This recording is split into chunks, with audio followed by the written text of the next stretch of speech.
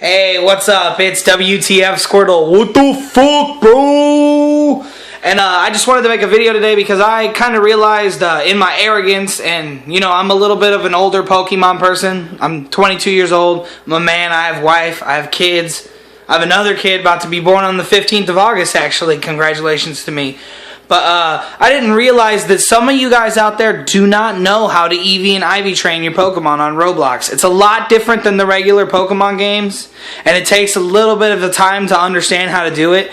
Now, the first thing you're going to want to do is you're going to want to pick the Pokemon very wisely, because this is an endeavor that's going to cost you around 300 to 400,000 Pokédollars.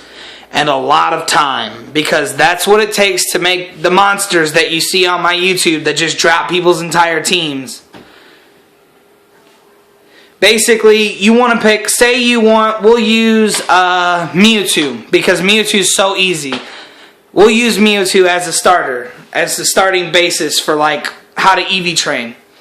So obviously, being that Mewtwo is a special attacker, you're going to want to focus on special attack. Being that Mewtwo is pretty damn fast to begin with, you also want to focus on your speed.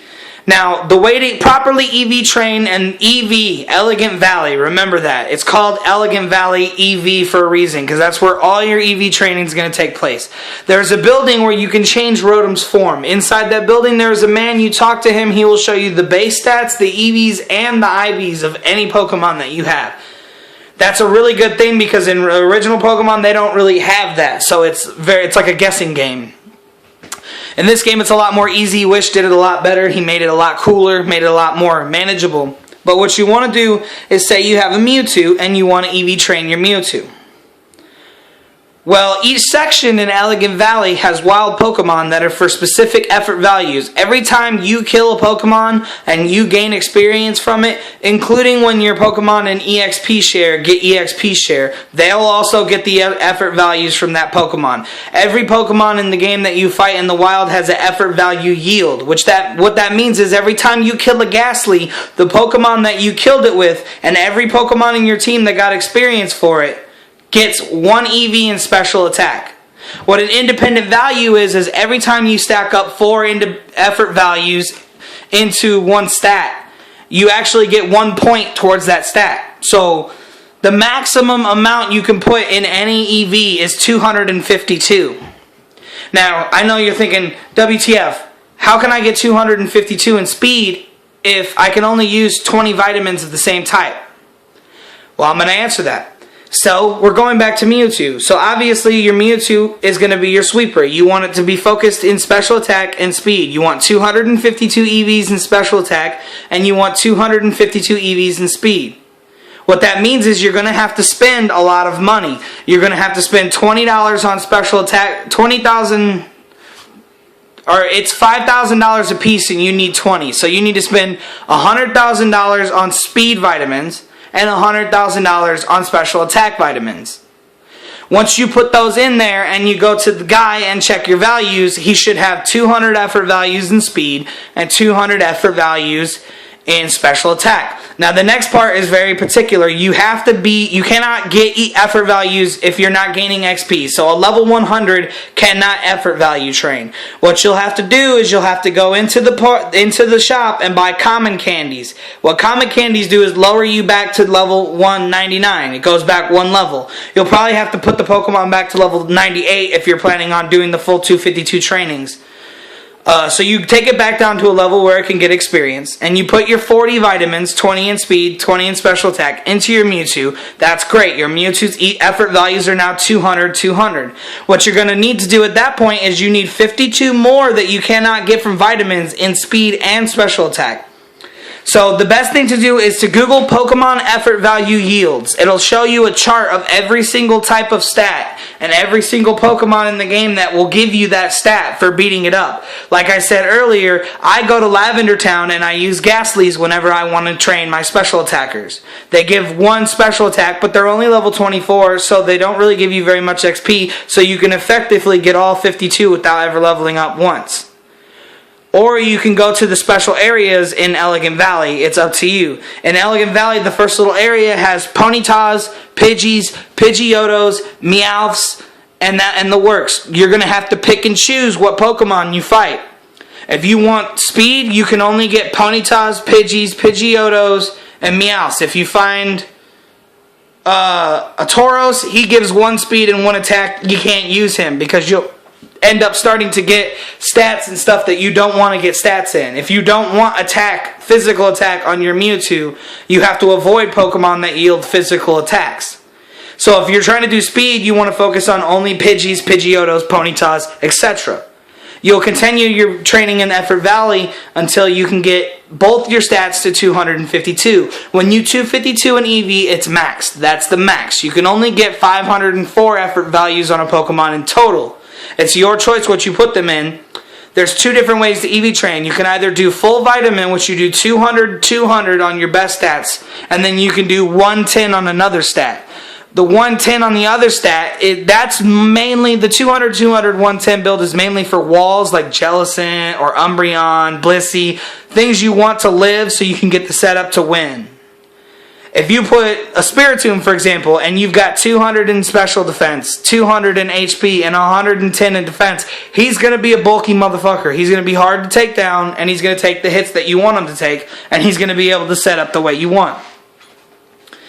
You can do either method. It's up to you. It's your own personal preference. I would personally say that the 252 is way better when you're using a glass cannon, like a Rayquaza. A Rayquaza is not going to live a shot from an Ice Beam, so you're not going to waste any time trying to put any effort values into it trying to live. You want to put it all in speed and all in special attack. You want it to hit first, and you want it to hit hard. The next thing you need to look into in IV training is your independent values, your IVs. Independent values are very easy on here. The best way to do an independent value is there are 6 in total and they all need to be at 31. If you are trying to train from base and none of your independent values are good, you're going to spend 180,000 Pokédollars. You'll buy 6 Poke Improves at 30,000 each. Each Poke Improve gives you 1 random IV stat to 31. Put 6 in, obviously you're maxing everything to 31 and you're done. So on average, the reason why I said pick a Pokemon you like is because if you want to IV train something from nothing, it's going to cost you at least 380,000. 100,000 for the speed, 100,000 for the special attack, 180,000 for the independent values. Once you're done with that, there are additional prices. You might want to go to Cerulean City and look up what attacks that you can relearn so that you can get the best attacks possible for your Pokemon. Also, you want to have the correct nature. There are only 4 natures in Pokemon for a glass cannon that's good. What I mean by glass cannon is that's your attacking Pokemon. You don't expect it to live. You want it to hit first. You want it to hit fast. If you want to be a faster Arcanine or a faster Mewtwo, you want to go with a Timid. Timid for special attackers because it reduces your physical attack for speed. For a physical attacker, you want Jolly because it reduces your special attack for speed. Now, on attacking, if you want to give up physical attack that you don't use on Mewtwo for extra special attack, you want to be Modest Nature. If you are on the other hand and you're a Scrafty and you don't need special attack and you want the extra boost in physical attack, you want to go for Adamant. So the main 4 are Jolly, Timid, Adamant, and Modest. Adamant gives you physical attack. Modest gives you special attack. Timid and Jolly both give you speed, but they're different because they sacrifice from one attack or the other. If you're a Togekiss or a Mewtwo, you're never going to use physical attack. You should never have a physical attack on those Pokemon. If you do, you're bad. I'm sorry. Your Mewtwo should not have Earthquake. I'm sorry. Your Mewtwo should have Psystrike, Shadow Ball, Aura Sphere, and Ice Beam. That's the only 4 attacks. Unless you want to go for the random, if you have a problem with fairy types, you could throw in the random Sludge Bomb. But anyways, I digress. This video is going to be a little bit long because it is explaining a lot of things that you don't know about Pokemon. Once you have the max EVs, max IVs, and the correct natures and the correct attacks, you are done. You have maxed out your Pokemon. It is a monster. Established God. The difference between a non-EV IV Pokemon and an EV IV Pokemon is if you have no EVs and IVs in your Mewtwo and I throw out my Mewtwo will always hit first and it will always hit harder. This is how you get people who think that you're unfair or you're cheating or you're hacking, is because they don't understand training a Pokemon. When my Mewtwo has 52 more speed than your Mewtwo and 52 more special attack and independent values, that siphons out to having a lot more extra power and a lot more extra speed than you. Of course I'm going to outspeed. Of course my Shadow Ball is going to one-shot you. That's how you train Pokemon, and it's going to cost a lot of money, and it takes a lot of time, and a lot of people don't have the money or time for that. That's why sometimes when you see on trades that you say you want to trade your Rayquaza, and they said, no, your Rayquaza is not worth my Kyogre because my stuff's EV trained. You have to understand when somebody says their stuff's EV trained that they spent at least $400,000 on it to make it strong. Every Pokemon that you see on my YouTube that poops on everyone, I've spent at least 400,000 Pokédollars and at least 3 hours of farming money to get that Pokemon where it needs to be. I don't even battle with a Pokemon until it's max EV/IV. Otherwise, you're selling yourself short, you know? That's just something I wanted to keep in mind, give you guys a quick little tutorial. Let me know if you guys need more help. Let me know if you want me to do an actual video discussion showing you where in Elegant Valley that I personally used to EV/IV train. Google your Pokemon EV yields. It's the same in the regular games as it is in Project Pokemon.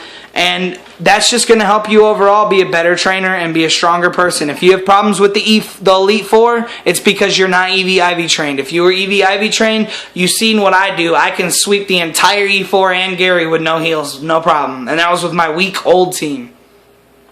Alright guys, this is WTF Squirtle, and I'm going to let it out because it's almost a 12-minute video. It's pretty long for a phone video. I'm going to let you guys go. Peace. What the fuck, bro?